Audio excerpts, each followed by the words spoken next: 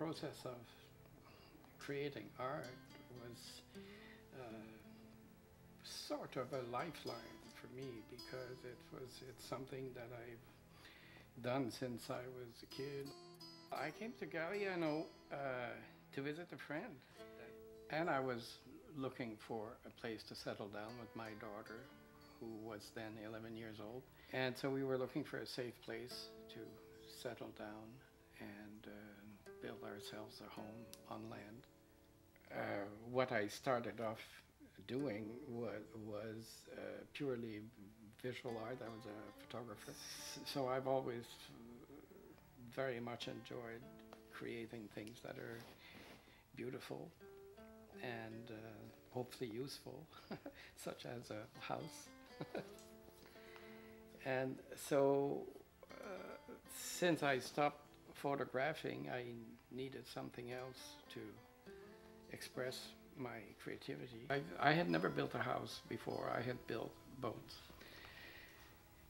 And so in the first year I stayed in a teepee and gathered material to build the house, and started in 1987, started to build the house. The wood was already milled. So it took us about 18 months to build the structure, and then I took it on from there and finished it. It seemed at the time that the house was almost finished because it had reached the stage of lock-up, which is when the doors and windows are in. It's also when the owner of the house thinks that the house is almost finished, but it's actually about 1/3 finished. And the passageway here, these are the back of blackboards that come from Royal Road on Vancouver Island.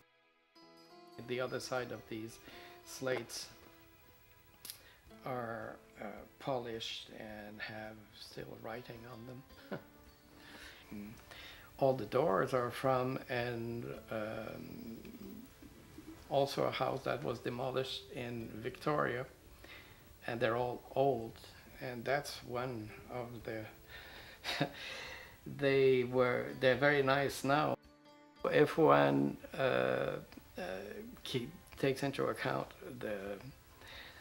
the amount of work it takes to restore some of these things, it's not really practical. It doesn't really make very much sense, but they're beautiful, and they have soul because they have been in use for a very long time. This house certainly has affected our lifestyle, because one of the things that happened is that halfway through building this house we ran out of money, so we needed to find a way of making money to continue living here. And then we discovered that the bylaws had changed unknown to us, and those new bylaws prevented us from having more residential entitlements.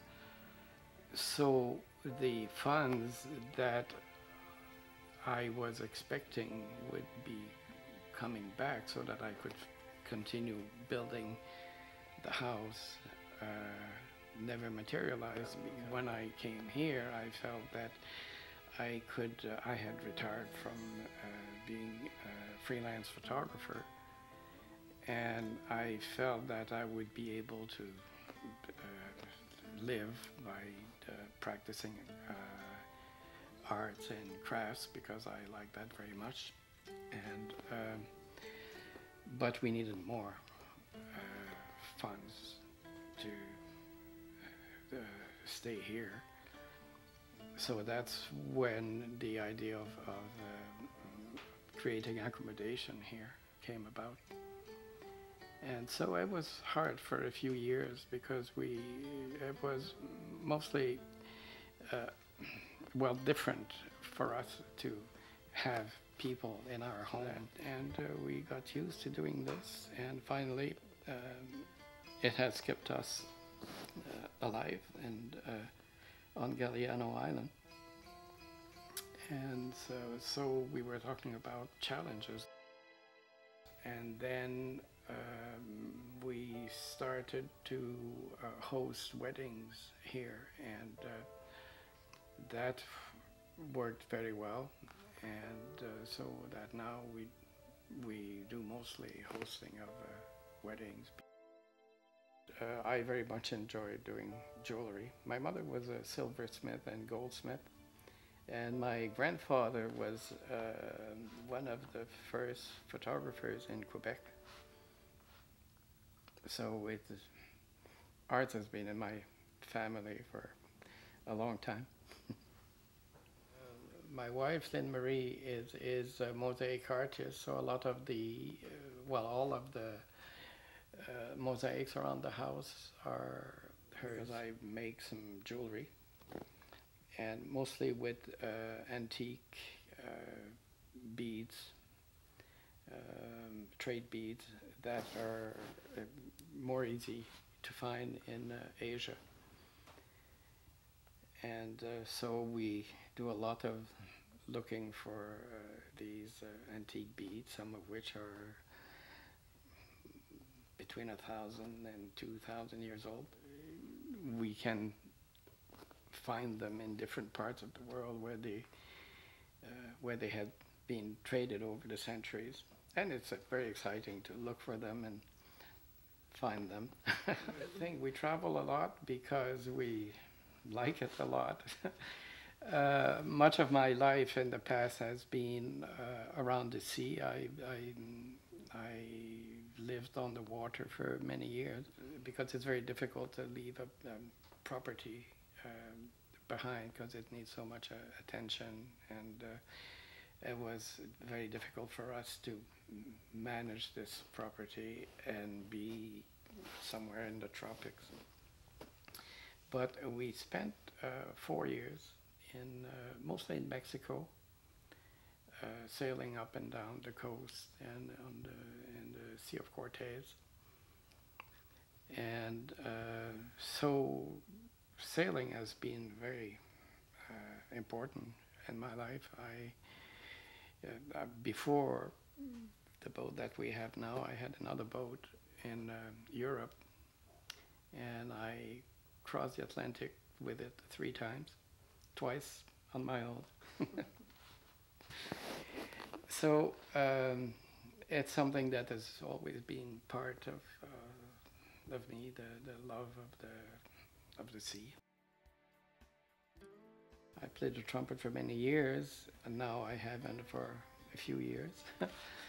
But that's been a good part of my life. I earned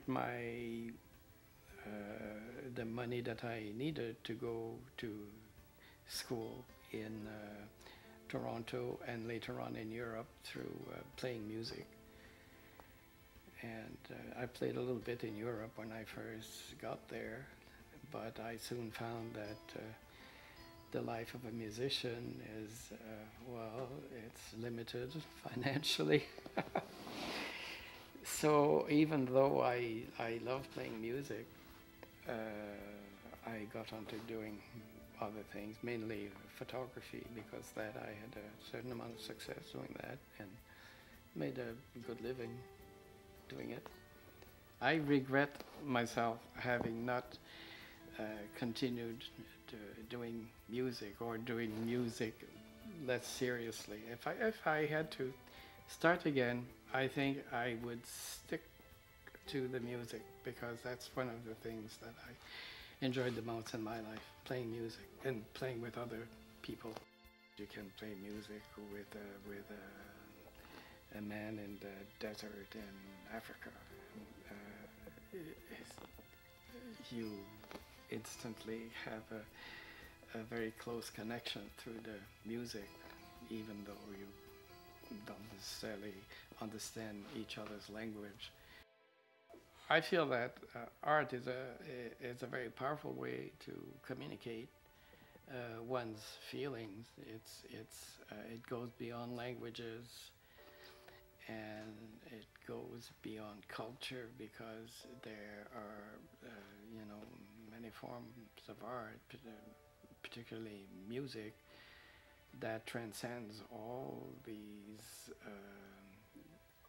limitations of language and geographical barriers and so forth, because you can express feelings through music or other arts with other individuals with whom you would never have a connection otherwise.